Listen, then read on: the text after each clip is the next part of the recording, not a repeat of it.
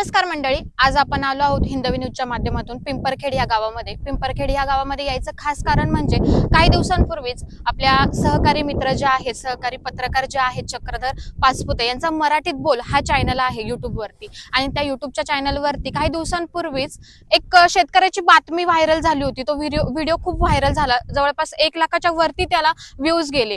परंतु आपण जसं म्हणतो की नाण्याचे 2 बाजू असतात, त्या शेतकऱ्याने त्याची व्यथा तर मांडली. ज्या शेतकऱ्यावरती त्याने आरोप केले त्या शेतकऱ्याची बाजू नेमकी काय आहे, या शेतकऱ्याचे आरोप ते खरे आहेत की खोटे आहेत हे जाणून घेण्यासाठी, या सर्वच गोष्टींची पडताळणी करण्यासाठी आज पुन्हा एकदा आपण पिंपरखेड या गावातील या शेतीच्या ठिकाणी आलो आहोत. त्या समोरच्या शेतकऱ्यासोबत देखील आज आपण चर्चा करणार आहोत आणि नक्की घडलेली घटना काय आहे हे जाणून घेणार. नमस्कार सर. नमस्कार. आम्ही एक बातमी बनवली होती की शेतकऱ्याच्या मालावरती तणनाशकामुळे त्यांचा माल खराब झाला, नुकसान झालं, अशी बातमी बनवली होती. तर त्यांचं असं म्हणणं होतं की शेजारील जे शेतकरी म्हणजे तुम्ही, तर तुमचं नाव सांगा, गाव सांगा आणि त्यांनी जो आरोप केलाय त्याबद्दल आम्हाला काहीतरी सांगा, म्हणजे नेमकं काय घडलं. नमस्कार, माझं नाव कमलेश धोंडेभाऊ झिंजाड, मुक्काम पोस्ट पिंपरखेड. शेजाऱ्यांच्या म्हणण्यानुसार की माझ्या तणनाशकाने त्यांच्या मालाचे नुकसान झाले, परंतु जी नुकसान झाली साधारण 2 जूनची त्यांची लागवड आहे आणि 21 जुलैला मी औषध घेऊन आलो तणनाशकाचं. टिंजर म्हणून औषध होतं. तर मध्ये जो पाऊस पडला 8 दिवस, त्याच्यामुळे मला काही फवारणी घेता आली नाही. त्यानंतर मी 2 जुलैला फवारणी घेतली. 2 जुलैला फवारणी घेतल्यानंतर मी त्याची फवारणी केली. पण फवारणी करत असताना इथं फक्त माझे आईवडील असतात आणि मी एकटा. फवारणी करत असताना मी बॅटरी पंपाने बघा ह्या इथून आहे ना अशी फवारणी घेतली. फवारणी घेत असताना ह्या आईवडिलांनी इथं पान कागद पकडलेलं आहे. म्हणजे जेवढं त्याचं काय म्हणतो आपण काळजी घ्यायला पाहिजे तेवढी मी काळजी माझ्या पद्धतीने घेतली आणि ती त्याप्रमाणे मी फवारणी केली. सकाळी 7 वाजता 7 ते 9 एवढ्या वेळात मी माझी फवारणी केली. तेव्हा कुठल्याही प्रकारचं वारं नव्हतं, काही क्लायमेटमध्ये काही फरक नव्हता विशेष. तेव्हा मी माझी फवारणी घेतलेली आहे. आणि जरी त्यांचं म्हणणं असेल की माझ्याकडून ते उडालं, तर जास्तीत जास्त बघा ही फ्लावर आहे, 1 सरी 2 सरी किंवा 3 सरी एवढी जायला पाहिजे. समजा त्याची वाफ लागली किंवा काय होत असेल, नाही कोणी म्हणू शकत नाही. पण त्यांचं म्हणणं असं आहे की हा जो पूर्ण प्लॉट आहे, हा पूर्ण प्लॉटच्या प्लॉटवर त्याचं ते वाफ बसले आणि माझा पूर्ण प्लॉट खराब झाला. पण असं काय त्या टुपरोडनी होत नाही.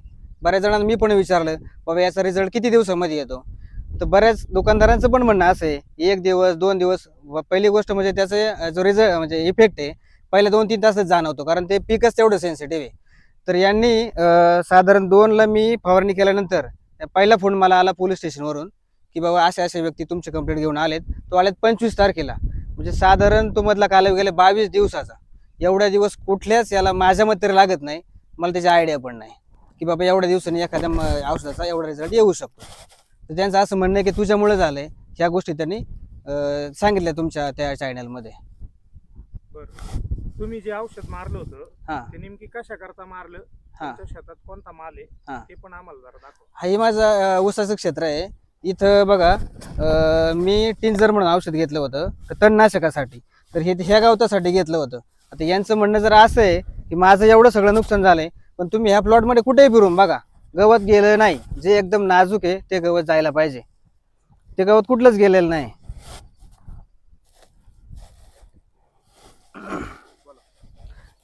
आणि त्यांचं म्हणणं असं आहे की तू त्याची काळजी घ्यायला पाहिजे होती, या सगळ्या गोष्टी करायला पाहिजे होती. पण जसं मला दुकानदारांनी सांगितलं आणि माझ्या माहितीप्रमाणे, मी पण शेतकरी आहे, मी पण त्याचे आधी तणनाशक मारले मका वगैरे या सगळ्या पिकांसाठी.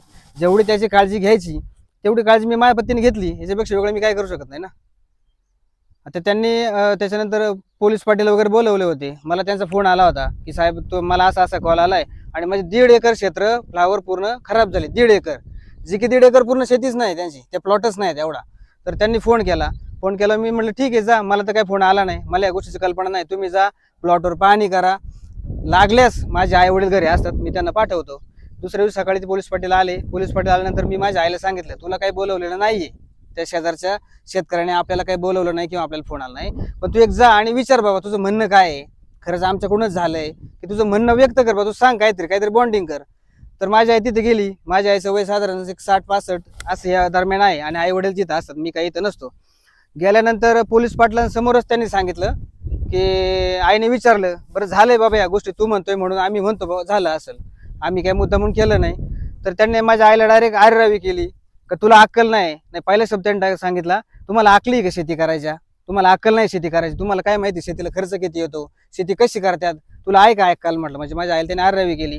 त्याच्यानंतर माझी आई म्हटली, नाही बाबा आम्हाला अक्कल, आम्ही असेच म्हातारे झालेलो आहे, आम्हाला काही अक्कल नाही. पण तुझं म्हणणं काय, कुठलीच गोष्टीची काही माहिती नसताना म्हणजे याचं पुढे जाऊन काय होईल, खराब होईल का लाख होतील का कोटी होतील, या सगळ्या गोष्टीचा विचार न करता त्यांनी माझ्या आईला सांगितलं की तुला 2 लाख रुपये मला द्यावे लागतील, 2 लाख रुपये मला द्यावे लागतील, 2 लाख रुपये माझी भरपाई तुला द्यावी लागेल.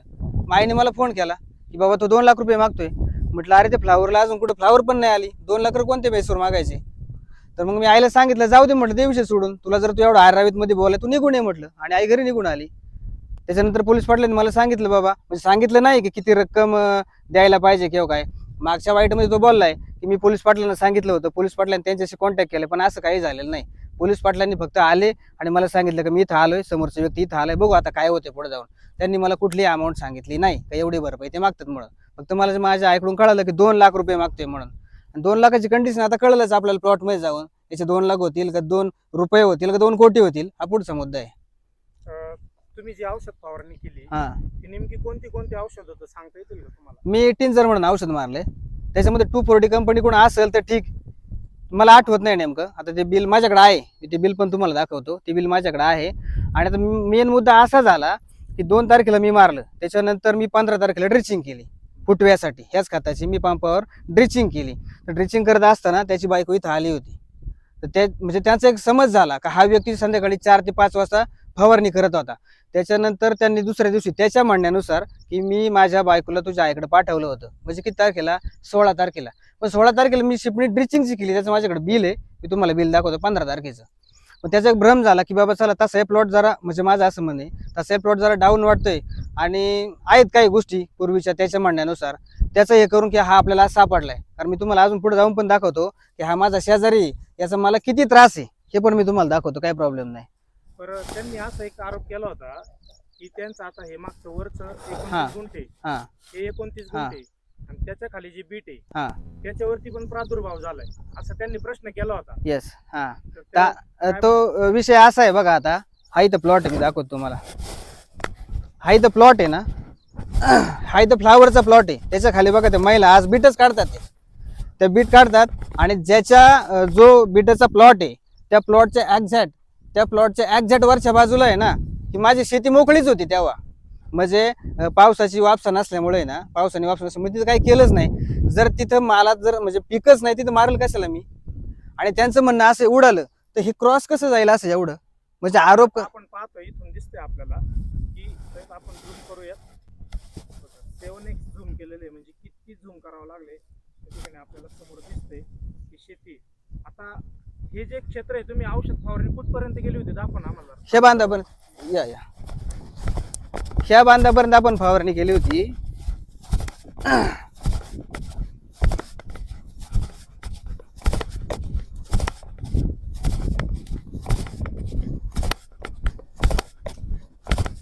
हे बघा इथं आहे ना, इथं आमचं पाण्याचं बँड आहे, इथं आम्ही ड्रम भरून वगैरे ठेवतो. इथून वर मी फवारणी केली, इथून वर. आणि हे क्षेत्र मोकळं होतं ना त्यावेळेस.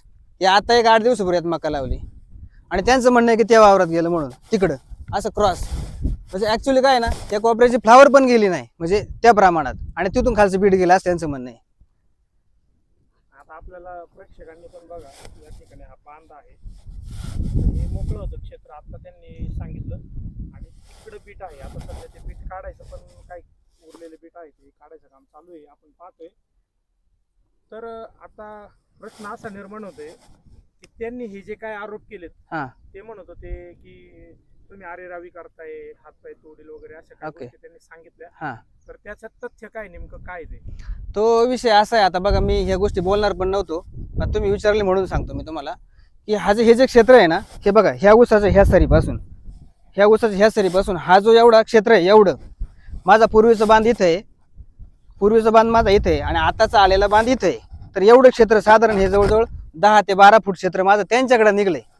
हे फक्त माझं एकटाच त्यांच्याकडे नाही निघलं, ते सरळ खाली तिकडे गेलेत. पूर्ण क्षेत्र वरच्या बांधापासून हे सगळं फार शेवटपर्यंत गेलेलं आहे. हा जो जेवढा गट आहे, हा आमचा इथं गट आहे, हा इथं शेवटचा, इथून सगळं खाली गेले. 2 वर्षापूर्वी मी सरकारी मोजणी आणली होती, सरकारी मोजणीमध्ये एवढं माझं क्षेत्र त्यावेळेस निघलं. तर हे तेव्हा वैध करीत होते याची. तेव्हा करीत असताना मी त्यांना काय म्हटलं, माझं क्षेत्र निघले, मी इथं नंबर लावले की क्षेत्र निघले म्हणून. त्याचा दुसरा भाऊ आहे, तो इथं आला, त्याच्यासमोर मी नंबर लावले, शासकीय मोजणी केली. म्हणजे चूक अशी झाली की त्यावेळेसची प्रत माझ्यापर्यंत पोहोचलं नाही. मग मला त्यांना दाखवता आलं नाही, पण ते होतं. त्यांनी सांगितल्याप्रमाणे मी 2 महिन्यात किंवा दुसऱ्या आठवड्यात, मी इथं नसतो त्याच्यामुळे मी तिकडून मुंबईवरून आलो, दुसऱ्या आठवड्यात प्रत आणून दाखवली की ही माझी प्रत आहे.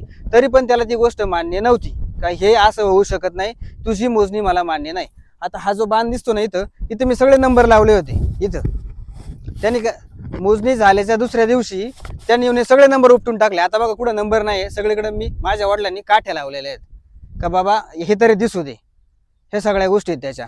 आणि हे सगळं झाल्यानंतर मी 2 वर्ष त्याच्यासाठी ह्या गोष्टीसाठी थांबलो. त्यांनी काही लोक मध्यस्थी टाकली की बाबा तुम्ही वाद करू नका ह्या त्या गोष्टी. मी बोलत काहीच नव्हतो. माझं म्हणणं एवढं होतं, जसं माझ्या वरच्या शेतकऱ्याने माझं लगेच मोजणी झाल्या काढून घेतलं ना, तसं मला ते विषय संपला. तू माझी मोजणी तेव्हा मी तुला देईन, ह्या त्या गोष्टी. हे आर्याची सुरुवात त्यांनीच केली ऍक्च्युली.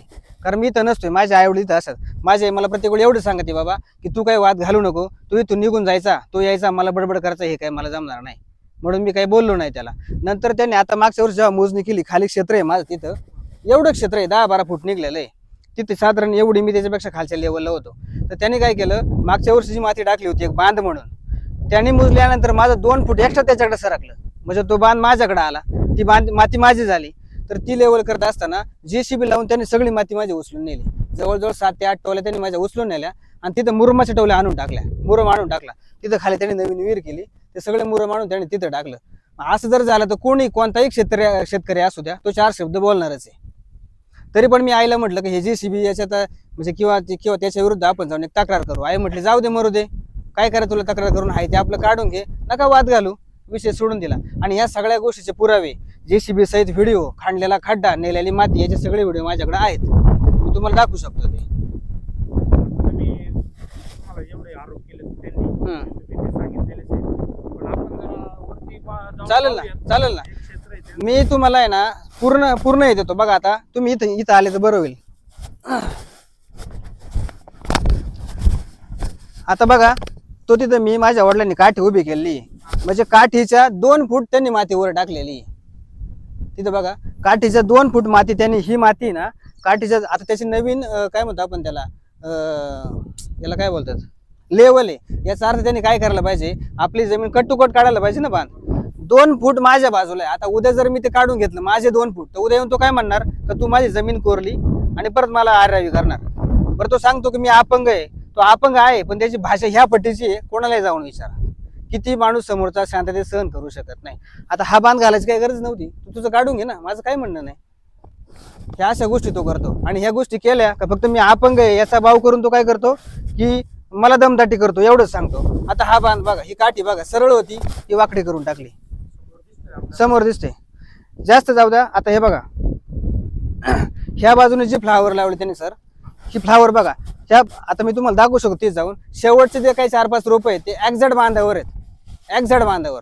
म्हणजे तो काय करणार, उद्या ट्रॅक्टर आला का ते काढण्यासाठी ट्रॅक्टर बांधावर घालणार. बरं, त्याचे अल्पवयीन पोरं आहेत, 10वी-12वीचे पोरं ट्रॅक्टर चालवतात. त्याची 10वी-12वी पण नाही, 7वी-8वीचे पोरं आहेत, ते ट्रॅक्टर चालवतात. त्याच्यावर ट्रॅक्टर घालणार, तो बांध ढसळणार काय होणार, हे सगळं पाणी माझ्याकडे येणार.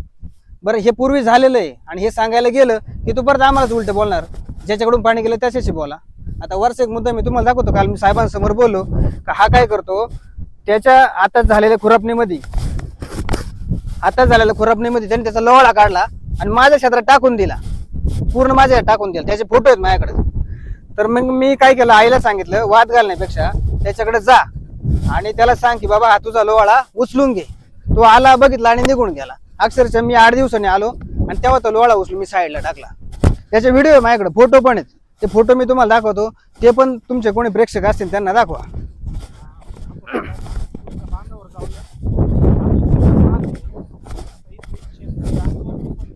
बरोबर,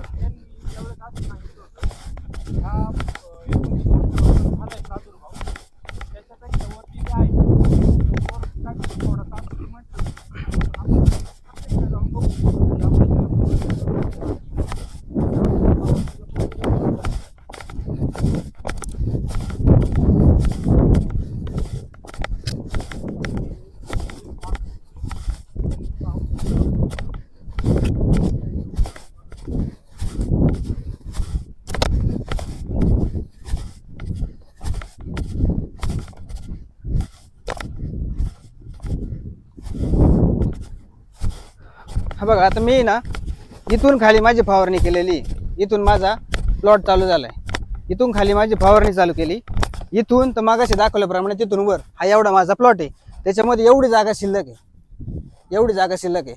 आता बघा आपण पाहू शकता यांचं क्षेत्र आहे बघा, इथून आहे एवढे 3 1 2 3 4 आपल्याला मोकळं दिसतंय.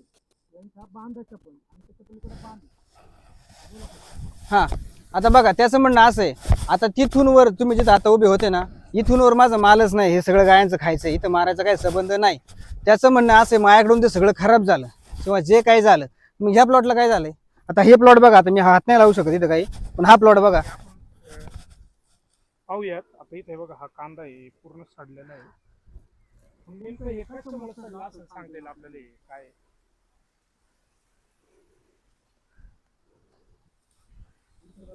तुम्ही इथं फवारणी केली होती का? इथं फवारणीचा संबंधच नाही काय, इथं जर मालच नाही माझ्या वरच्या बाजूला, ती मारेल कशाला. मका ही सगळी जनावरांचं खाद्य आहे.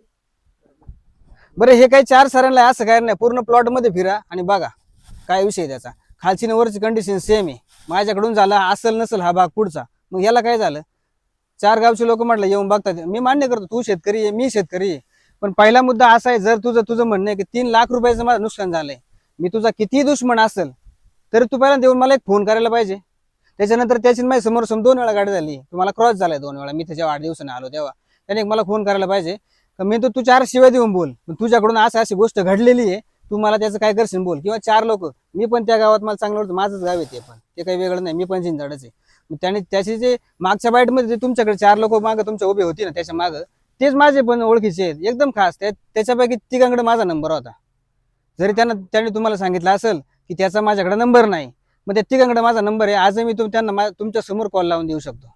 नाही मला एक हे विचारायचंय, त्यांनी ज्या वेळेला सांगितलं की अमुक अमुक नुकसान झालेलं हा हा हा आहे, एवढं जे त्यांचा जो खर्च आहे त्याबद्दल तुमचं काय म्हणणे, मग नेमकं भरपाईचं कसं काय, त्यांचं जे खर्च आहे तो तुम्हाला मान्य आहे का? नाही नाही, त्यांनी मला त्याचा आणून द्यावा पुरावा की बाबा हे तुझ्याकडूनच झालेलं आहे, आणि त्यांनी हे पण आणून द्यावा की एखाद्या कुठल्याही त्याच्या ओळखीतल्या कोणत्या दुकानदाराकडून आणून द्यावा का ह्या औषधाचा रिझल्ट एवढ्या 20 दिवसानंतर येतो. हा हे त्यांनी द्यावा मला, तसे मला पुरावे दे, काय असेल तर आपण पुढे बघू. बरोबर, किंवा लॅब हा लॅब टेस्ट करा, तुम्ही माती टेस्ट करा, काहीतरी करा, आणि मग माझ्यावर आरोप कर. मला 2 वेळा पोलीस स्टेशनला बोलवलं गेलं, म्हणजे काही कारण नसताना. पहिली गोष्ट, तू माझा शेजारी किती दुश्मन असेल तर 3 लाख रुपयाचं नुकसान झाल्यावर माणूस बोलणारच आहे, मी बोलेल, जगातला कोणताही माणूस बोलेल.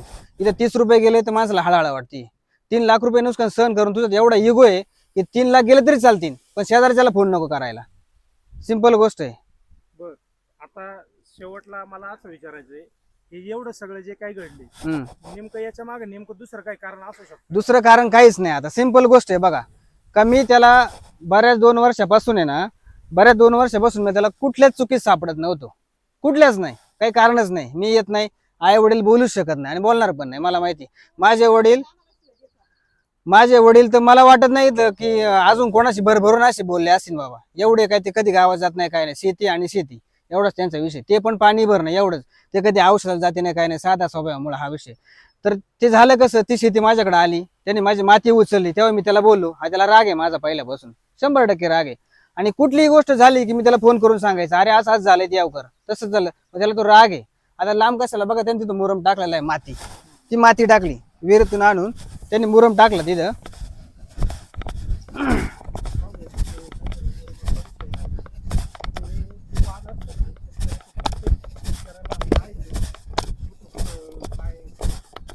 आता बघा या ठिकाणी बघा, हा नवीन लोळा आहे सगळा, हा सगळा जो नवीन लोळा दिसतो इथं ना, हा लोळा हा त्याने इथून उपटला. त्याचे कोणी कामगार असतील, बायका कामगार किंवा काय, इथून उपटला आणि सगळा इथं टाकून दिला. त्याचा माझ्याकडे फोटो आहे, त्याच दिवशीचा फोटो आहे, दुसऱ्या दिवशीच मी आलो होतो. तर मी माझ्या आईला म्हटलं की हा लोळा इकडे कोण टाकून दिला एवढा उपटून, तर ती म्हणली कारण त्यांनी खुरपणी केली आणि तो टाकला इकडं. म्हटलं मग त्यांना सांगितलं नाही का, तर ती बोलली मी त्यांना सांगितलंय की तो लोळा उचलून फेकून दे म्हणून. हीच गोष्ट मी जेव्हा काल साहेबांसमोर गेलो, मी साहेबांना म्हटलं साहेब हा फोटो बघा, हा शेतकरी वारंवार मला त्रास देतो आणि भांडणं काढतो, जेणेकरून माझं काहीतरी भांडण झालं पाहिजे त्याच्याशी, मी त्याच्या तोंडाला तोंड लावलं पाहिजे. हा मला लोळ्याचा फोटो आहे, हा माझा बांध आहे आणि त्यांनी टाकला इकडं. कारण काय, मी त्याला पण दाखवला, त्याने जे 2 कोण जोडीदार त्यांना पण दाखवला. तेवढा ते मला काही माहित नाही, ज्याने टाकलं त्याला विचार. आता विचारायचं कोणाला, शेती तुझी, मी विचारायचं कोणाला? कामगारांना. काय मी लक्ष ठेवायचं कामगार कुठं काय टाकतात म्हणून? हा दुसरा विषय असा, हा दुसरी बघा, हा मुरम टाकला बैसर्ग, हे बघा आता हे खांबळे बिंबळे मोडलेले, हे वडिलांनी इथं लोखंडी टाकलंय आणि हा उभं ठेवलाय. आता आम्ही खर्च केलेला खांबळा आम्ही तर काही तोडू शकत नाही, हे सगळं तोडलेलं आहे, अशा सगळीकडे आहेत, अशा सगळीकडे आहे. आता हा मुरम आहे, त्याला तिथे त्याने जो काय त्याच्या पद्धतीने टाकला असं, तो त्याच्या कामासाठी टाकला, तर त्याने काय करायला पाहिजे नियमाने, ही तू इकडे टाकायला पाहिजे ना, तर तुझा आहे तुझ्या पद्धतीने टाक. हे बघा त्याने इथपर्यंत टाकून ठेवला. आता पावसामुळे ना हा खचलाय खाली, नाही तर हा जमिनीच्या वर 1 फूट भर होता. हे माझी जायची जागा आहे. तुमचं जे मोजणीचं जे आहे, इथं आहे ते, इथं आहे. हा आणि हा इथून एवढा भाग जो आहे, हा ओतून दिला डायरेक्ट, इथे ढीग टाकले. म्हणजे त्यांच्या हातीत त्यांनी मुरुम खाली करायला पाहिजे. पाहिजे सब बरोबर आहे ना, इकडेच करायला पाहिजे ना, इकडे टाकायचं काय कारण आहे बरं? तो आला ह्या लेवलला, माझी कुठलीच गाडी जात नव्हती. आता मी तिकडे असल्यामुळं, बाहेर असल्यामुळं वडिलांना सांगितलं का ऊसाची गाडी आली रोपाची, तुम्ही खाली करून घ्या. इथं आल्यावर प्रश्न पडला गाडी खाली कशी करायची. ह्या वडिलांनी जवळजवळ 1 ते 1.5 तास घालू नये हे सगळं खाली ओढून घेतलं असं. बरं त्याच्या आधी 4 ते 5 दिवस आईने सांगितलं होतं की बाबा तुझा मुरम जो इकडे पडलाय, तुझा मुरम जो इकडे पडलाय ना, तर तू उचलून घे, तू JCB आण, तुझा मुरम ओढून घे. नाही तर काय होईल की तू म्हणशील परत माझा मुरम कुठे गेला, ओढून नेला. मी ह्या खोडी कशासाठी करायच्यात नेमक्या? हे कशासाठी करायचं या सगळ्या गोष्टी? एवढे पण वडील माझ्या घरचंच त्यांना मी काम करून देत नाही, हे लोकांचं कशाला काम करतील ते? हे असे मुद्दे, असे प्रॉब्लेम आहेत सगळे. आणि ह्या सगळ्या प्रॉब्लेम मधून तर याला हा भेटेल कसा कुठं ना, तर ती ही गोष्ट करायची अशी. बरं माझ्याकडून झाली इथपर्यंत ठीक आहे, मग ह्या पूर्ण प्लॉटला काय झालं? पूर्ण प्लॉट सोडून गेलाय, ह्या प्लॉटचं काय झालं? हा, हे पण विशेष गोष्ट आहे, इथला पण माल काढलेला नाही. कुठलाच नाही. माल काढायचे दिवस निघून गेलेत, एकही कांदा यातला मार्केटला गेला नाही. कारण काय? का नाही गेला? बरं इथं तर काही मी अडवलं नाही किंवा इथं मी काही नुकसान केले नाही, मग का नाही गेला हा माल? असं मी काल ऐकले, जो त्यांचा एक सहकारी होता त्यांच्या बरोबर, त्याच्याकडून ऐकले का ते गिरगायवाल्यांना सगळे देऊन टाकले, का घेऊन जा बाबांनो, हे सडले आता घेऊन जा म्हणून. मग हे कशासाठी? का दुसऱ्याचं नाव बदनाम करायचं, घेणं देण्याचं? राजकारण, समाजकारण, शेती उद्योग, गुन्हेगारी यातील नवनवीन घडामोडींसाठी आजच हिंदवी न्यूजला सबस्क्राईब करा आणि बेल आयकॉनवर क्लिक करायला विसरू नका. महाराष्ट्रातील एकमेव निपक्षपाती चॅनल म्हणजे हिंदवी न्यूज, सर्वसामान्यांच्या न्याय हक्कासाठी.